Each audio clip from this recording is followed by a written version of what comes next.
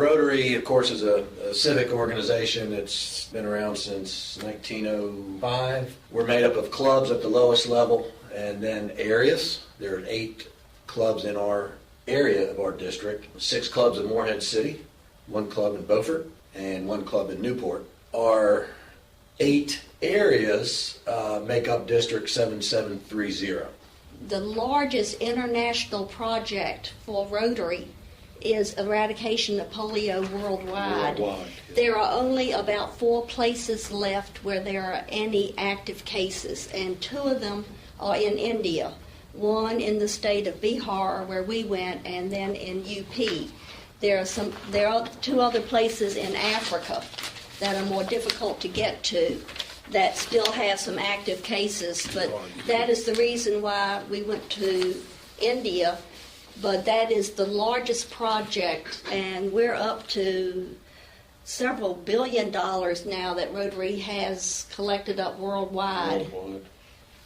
In this one project to completely eradicate polio from anywhere in the world. What kind of people were in attendance, Shirley? All walks of life. You did not need any medical experience because the inoculations we were giving were drops. So you did not need to know how to give an injection. We saw many people with polio on the street, and it's a whole different disease than what we have seen in the United States. Most people are crippled up, looking like spiders, having to just scoot on the ground. So we saw the people firsthand begging everywhere we went.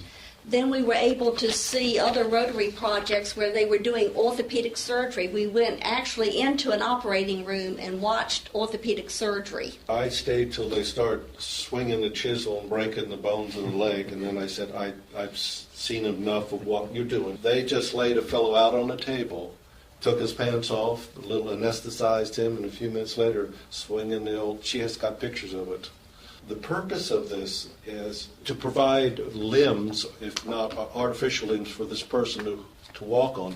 And they could do this between breaking the bone and realigning the leg to the point from you can not walk to walk in 4 months. So what they would do, they would break the bone and stretch the tendons, start going back in that direction, cast it that day, and then come back, the doctor said about 2 weeks later, break open the cast, bend the leg a little more, reseal it.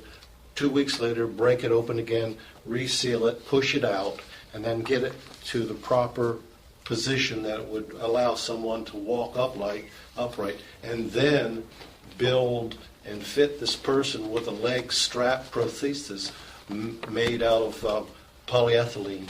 And the whole process was taking about 3 to 4 months. Unbelievable to see it. Very emotional as well. We watched them fitting braces on people after they've done the surgery. We watched one girl the first day we were there that was walking, she was 22, she was walking for the first time in her life. How many drops are in this vial? We'll treat 20 individuals, that bottle. That bottle? This little bottle? Yeah, you turn it upside down, and in the end where it's, you can squeeze, and that sign says 2 drops of polio vaccine each time. And we're treating children between 0 and 5 years old, and there are multiple treatments. They want children to have between 8 and 15 correct. Series of these drops. Yeah. They don't have the same strength that the polio shots that we get here. The key to getting this thing out in the villages was having locals who really were there to get the trust. They were people that actually lived in these villages that were in charge of that local group. So there was no problem at all in terms of apprehension on their part.